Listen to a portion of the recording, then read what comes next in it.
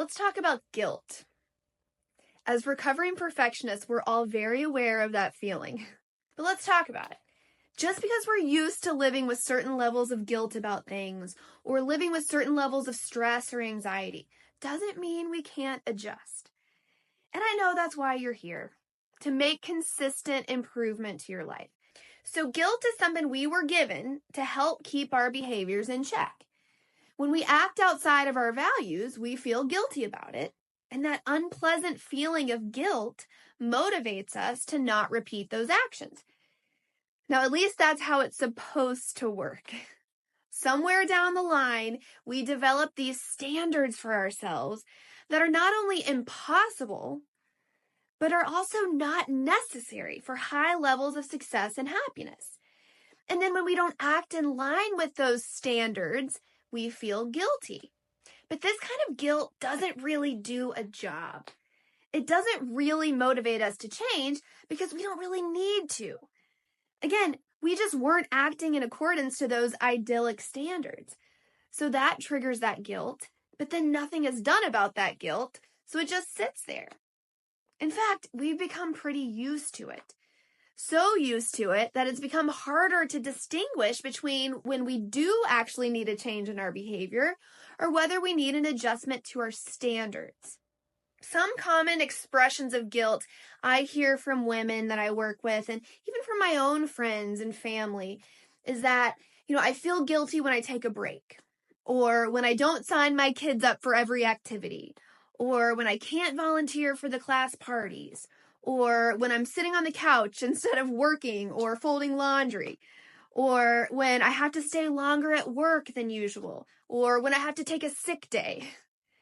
On some level, we think that feeling guilty about these things makes us a better mom, or a better parent, or a better employee, or a better leader. Even though we're doing it, at least we feel bad about it. It's a bit of a shield we use that we think is protecting our self-image. But it's actually destroying our self-image. It makes us feel like we're falling short all the time. Now, there is guilt that has value, and there is guilt that has no value. But we need to start distinguishing between the two. And the good news is that it's actually quite simple to distinguish between them. It just requires 2 steps. Number 1, recognize that you are feeling guilty. This is important. And this may be harder than you think because you're probably a bit used to this feeling. Number 2, just ask yourself, does this guilt have value or no value? You'll know. And the great news is that either answer is extremely productive. If the answer is that guilt does have value, that will propel you into changing your behavior, into making adjustments. If you've been indulging too much in Netflix or ice cream or time on your phone, then you'll be able to say, all right, it's time to get up and go on a walk, or time to open my computer, or whatever. But if you've completed all the important things you need to get done that day, and you want to enjoy some time on the couch, you just decide that guilt has no value and send it away. If you don't sign your kid up for the soccer team, but you know that you want to prioritize more downtime with your family, send it away. It has no value. The key is to decide, to recognize when you're feeling it, and then to decide. And you will do some things that will cause you to feel guilty that you will decide that there is value to, and that's okay. Use that guilt to make an adjustment. For example, I want you to feel a little guilty if you haven't gotten your process goals done. Now, if you haven't completed your process goal because you had the flu, decide that guilt has no value and send it away.